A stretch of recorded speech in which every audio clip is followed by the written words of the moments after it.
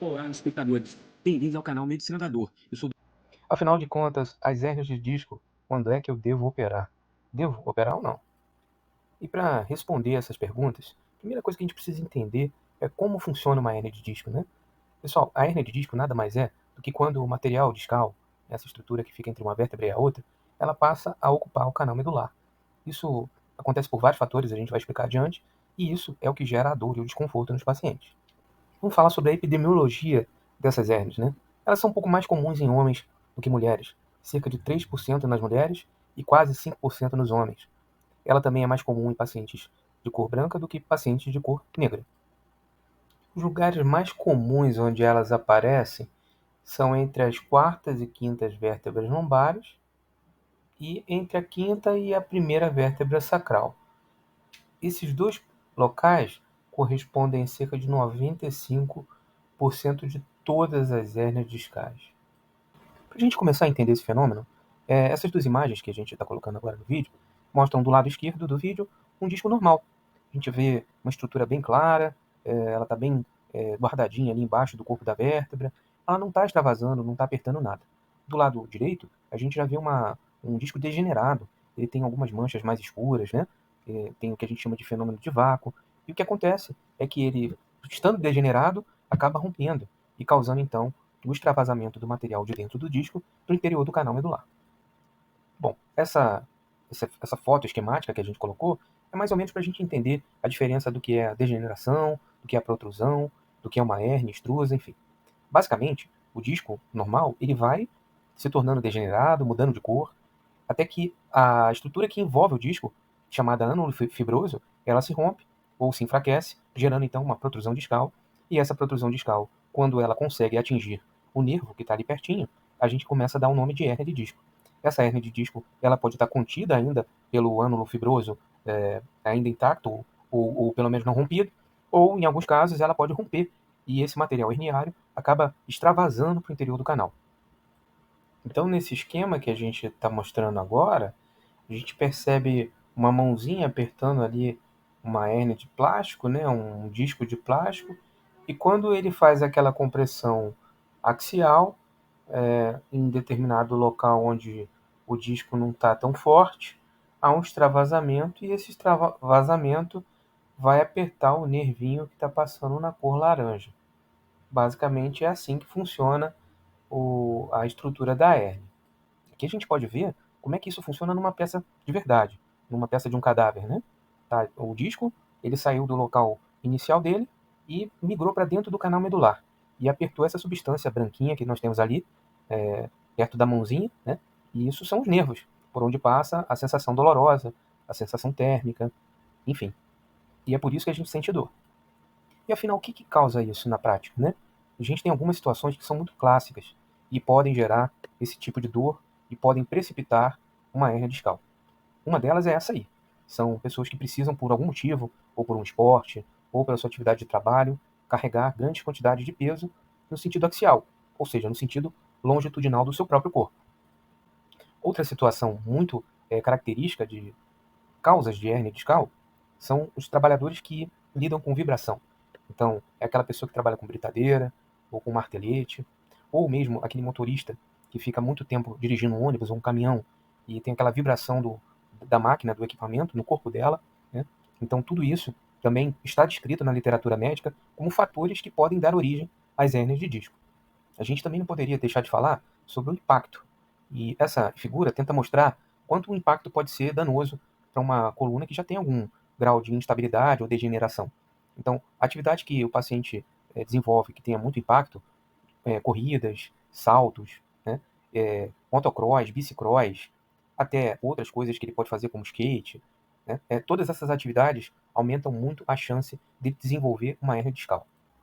Quando a gente fala de impacto, a gente tem que lembrar que existe o impacto do próprio ser humano, né? Causado pelo próprio peso desse ser humano.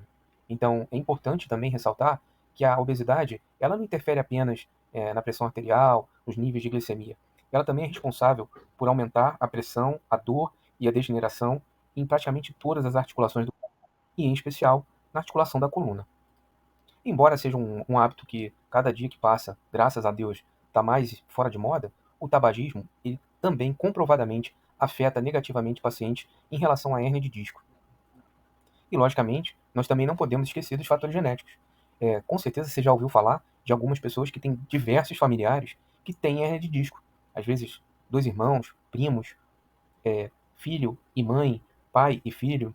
Então, já é muito bem definido pela literatura médica que os fatores genéticos têm uma importância que a gente, embora não consiga mudar, até agora a gente não tem formas para mudar essa característica genética no ser humano, a gente pode tentar balancear isso de outras formas. Mas afinal, doutor Marcelo, eu devo ou não operar? Eu tenho uma hérnia de disco, estou morrendo de medo, estou super preocupado, é uma coisa que eu já ouvi falar que não dá certo, que pode deixar pessoas com sintomas para o resto da vida, outros já dizem que é muito bom. Afinal, eu devo ou não operar a minha hérnia de disco? Bom, então vamos começar com a resposta mais simples. Quando é que você deve operar o mais rápido possível? Quando é que uma hérnia de disco deixa de ser uma coisa que dá tempo de você pensar e que você precisa correr para uma emergência, procurar um especialista para realizar um procedimento de descompressão da sua coluna? Essa situação, basicamente, nós vamos falar de algumas, mas a mais clássica chama-se síndrome da cauda equina. Nessa síndrome, o paciente tem um déficit grave ou progressivo nos membros inferiores. Ou seja, ele vai perdendo, ou muito rapidamente, ou progressivamente e rapidamente, a sensibilidade e até mesmo a força desses membros inferiores. Além disso, ele tem uma situação chamada anestesia em cela. Veja que nessa imagem aparece uma pessoa com os joelhos dobrados e nessa região que a gente tem mais avermelhada, né, são regiões de S2, S3, S4. Nessa região, o paciente com esse quadro grave, ele tem essa área anestesiada, ele não sente tocar.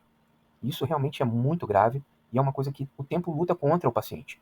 Esse paciente pode também evoluir com uma disfunção da bexiga, com retenção de líquidos ou incontinência urinária, e ele pode também ter descontrole do esfíncter anal. Vamos falar também de sinais que, embora não sejam uma coisa necessariamente emergencial, nem todos são emergenciais, mas são sinais que a gente chama red flag, ou seja, eles são sinais de gravidade e de potencial gravidade, em alguns inclusive com risco de vida, certo? O primeiro deles, trauma. O paciente teve um trauma, caiu, bateu, começou a sentir uma dor intensa, essa dor não melhorou com analgésico, ele deve se dirigir à emergência. Ele pode ter feito uma fratura. Precisa de exame físico e exame radiológico. Paciente que tem mais de 50 anos, não vinha sentindo dor a vida inteira, ou tinha uma dor leve ou moderada, começou a ter uma dor muito intensa, esse paciente tem que ser visto. Paciente abaixo de 20 anos, não é comum, a não ser aquelas dores mais musculares e tudo. Mas abaixo de 20, começou a ter dor, também é um red flag. Paciente com histórico de câncer, ele teve um câncer, às vezes há alguns anos, tratou, começou a sentir uma dor intensa na coluna. Pode não ser nada, mas esse paciente precisa ser visto. Paciente que tem perda de peso, não explicado, e sente dor na coluna, esse paciente tem que ser visto. Ele pode estar com algum processo infeccioso ou um tumor que pode estar causando isso. Pode não ser nada, mas precisa ser visto. Paciente com história de febre e dor na coluna, esse paciente pode estar com infecção na coluna. Paciente com infecção bacteriana recente e dor na coluna. Então ele pode ter só uma infecção urinária e que repetiu e está com dor na coluna, mas ele pode ter feito uma infecção e a bactéria ter migrado para a coluna. Ou ele pode estar com, por exemplo, tuberculose óssea na vértebra. Então tem que ver. E às vezes a febre é baixa. Então precisa ver. Não precisa ficar esperando em casa. Tem que ir até a emergência, procurar um médico, fazer exames para ter certeza se essa dor é uma dor que por acaso está acontecendo junto com a febre ou se ela tem alguma relação. Pacientes usuários de drogas e começam a sentir dor na coluna. Isso pode ser uma doença relacionada ao uso de seringas contaminadas. Pacientes imunossuprimidos, pacientes que têm HIV ou que usam corticoides ou medicamentos imunossupressores e começam a ter subitamente uma dor intensa na coluna, podem estar desenvolvendo um quadro de infecção ou podem ter uma fratura pelo uso do corticoide cronicamente. Bom, então esse aí é o primeiro artigo que eu quero mostrar para vocês, para tentar responder essa pergunta tão difícil.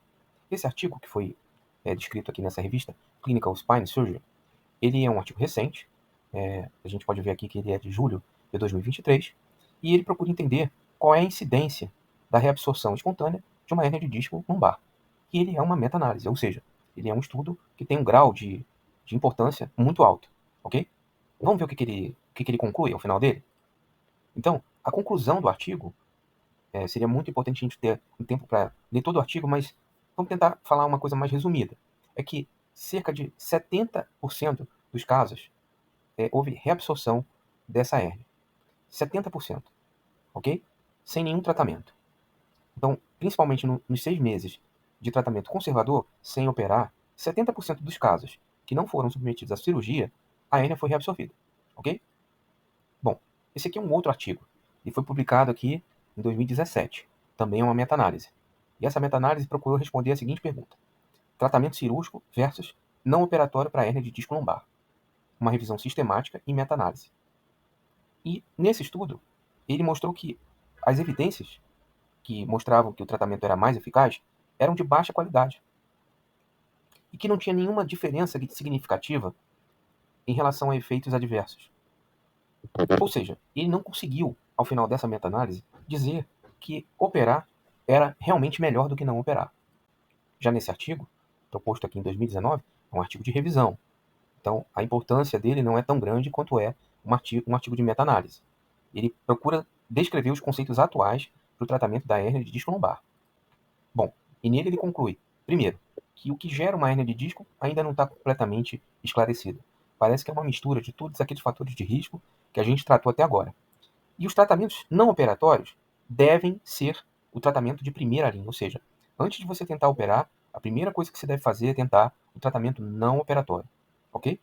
O tratamento operatório continua sendo o padrão ouro atual, especialmente com essas técnicas endoscópicas recentes, onde você faz acessos muito pequenos e através desses acessos muito pequenos você consegue tirar aquela hérnia daquela posição que está incomodando. E ele, ao final, conclui que a medicina regenerativa é promissora dentro dessa condição de hérnia de disco. Ou seja, a utilização de células do próprio indivíduo, células mesenquimais, pode ser uma coisa que no futuro seja muito empregada e tenha um bom resultado.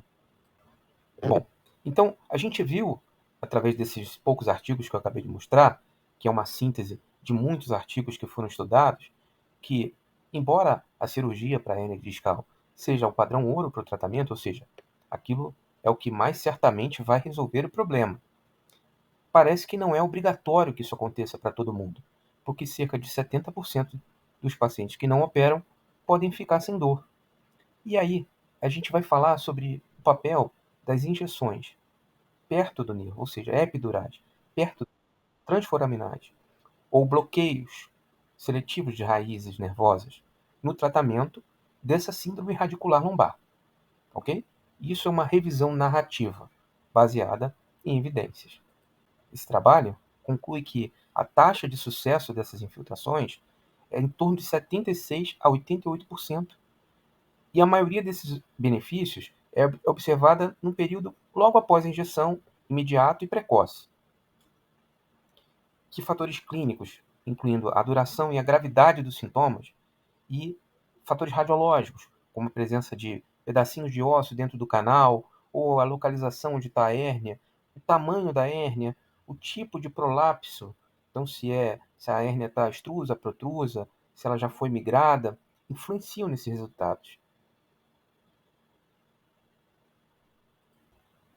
Nesse outro artigo, foi publicado em 2022, ele é uma outra revisão narrativa, e ele mostra que esse bloqueio seletivo da raiz nervosa pode também ser utilizado no tratamento da radiculopatia lombar, ou seja, da dor causada pela compressão do nervo e que irradia para uma das pernas dos pacientes.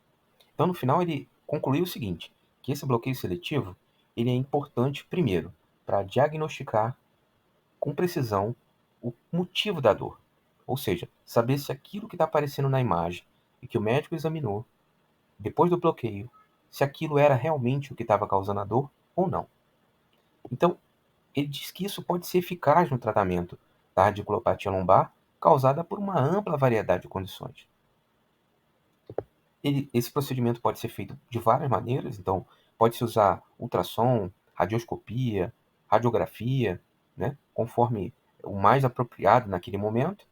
Isso Então, pode gerar uma combinação de tratamentos que podem ser utilizados com diversas drogas, com várias substâncias que podem ser injetadas ali no local da doença, e que as complicações graves são extremamente raras e os benefícios superam em grande parte os riscos. Ou seja, é um procedimento aparentemente muito simples, eficaz e que tem poucas complicações. Ah, Marcelo, mas até agora você não mostrou nenhuma meta-análise. Então agora tem uma. Essa meta-análise ela é sobre a injeção de esteroides por via transforaminal. É uma análise de eficácia e segurança. Então, ao final desse trabalho, a conclusão foi nível 1 de evidência para o uso de injeções transforaminais para essa dor radicular de hérnia de disco. Então, ou seja, o trabalho mostrou que o nível de evidência é o mais alto para tratamento desse tipo de dor em pacientes com hérnias discais foraminais. Não só pela eficiência, pela facilidade de ser executado, é um procedimento absolutamente fechado, não precisa cortar, não tem sangue, tem um risco muito baixo. Enfim, ele concluiu que isso é uma coisa segura e boa para se fazer em pacientes com hérnia de disco. E pessoal, esse aí é o equipamento mais utilizado para fazer esse tipo de procedimento.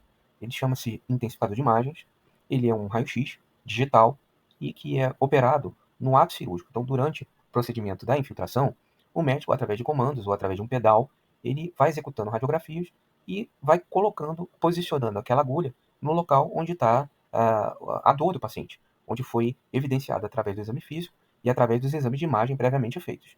A radiação é muito pequena, ele tem o que a gente chama de colimador, então é uma radiação desprezível, é muito menor do que quando você faz uma radiografia comum. Esse é um aparelho digital que tem uma precisão na quantidade de radiação que ele vai lançar no paciente, então é um procedimento bastante seguro para o paciente. E essa aí é a imagem que a gente vê, o médico vê, do posicionamento dessa tirinha, que é uma agulha muito fininha, que é introduzida com anestesia local, um paciente acordado, ou com uma leve sedação. Eu costumo fazer meus pacientes todos sem sedação, com exceção dos pacientes que têm uma ansiedade muito grande, a gente faz esse procedimento com anestesia local. E o paciente praticamente não sente dor. É utilizado um medicamento que é um contraste, esse contraste é muito seguro, ele é feito para a coluna, e ele ajuda a gente a ver como é que está a situação daquele nervo, se o disco está apertando muito ou não. Então, além de ser um, um tratamento para dor, ele também serve como um diagnóstico. E a gente faz o que a gente chama de epidurograma. Bom, então, depois que é feito o tratamento do bloqueio, na verdade, isso não é um fim, né? Isso é um meio para que o paciente consiga chegar ao seu objetivo. O próprio organismo do paciente vai lidar com aquela hérnia, com aquele processo inflamatório que está causado ali pela hérnia. Parece que o disco vertebral, o núcleo pulposo, ele promove uma inflamação quando ele sai do lugar certo. E a injeção, ela consegue controlar esse processo inflamatório, de forma que logo depois que você termina a injeção, a dor diminui muito e você consegue então começar a fazer algumas atividades para evitar que essa hérnia evolua para uma cirurgia. Uma das coisas mais importantes é o fortalecimento de um grupo muscular chamado de core, que a gente mostrou aí nessa figura pintado de vermelho. E esse fortalecimento, ele acontece através de educadores físicos, com auxílio de educadores físicos. Geralmente se começa com uma atividade mais simples, que o paciente vai tolerando, e com o tempo isso vai aumentando a intensidade, até que essa musculatura esteja mais preparada para não sofrer mais tanto dano. Outros tratamentos que também estão inclusos na terapêutica clínica são a acupuntura. É um procedimento milenar que envolve a inserção de agulhas e pode ser utilizado com ou sem eletricidade, a gente chama de eletroacupuntura, e já existem diversos trabalhos com excelente grau de evidência mostrando que a acupuntura não só ajuda no alívio da dor, como pode ajudar também no fortalecimento muscular, especialmente dos pacientes mais idosos e que não têm tanta condição de fazer uma atividade física tão rapidamente como um paciente mais jovem. Assim como a psicologia, nos casos de dor crônica, o fisioterapeuta tem um papel muito importante, não só na melhora da mobilidade desse paciente, na ajuda do fortalecimento muscular, nas técnicas que ele utiliza com meios físicos, térmicos, ultrassom, infravermelho, laser, e que podem muito melhorar os sintomas desse paciente e, junto com os métodos mais invasivos, chegar a uma otimização do tratamento. Bom, pessoal, mais uma vez eu queria agradecer a você que até o final do vídeo. Sei que às vezes o vídeo é um pouco longo e eu tento falar isso de uma forma mais clara possível. Não sei se eu consegui falar de uma forma que você tenha entendido, mas esse vídeo ele foi feito para você, paciente. Você que está em dúvida, que teve um problema, que está com um sintoma. E esse é um canal que você pode colocar suas perguntas. Logicamente, nem tudo eu vou saber responder, porque muitas coisas precisa examinar, ver como é que está o paciente, mas eu vou tentar responder na medida do possível, ok? Eu deixo também nesse canal a oportunidade de você compartilhar isso aí. Pode ser que você compartilhando isso ajude outra pessoa que está com o mesmo problema, ou alguém que você conheça que também tem uma hérnia e está indeciso.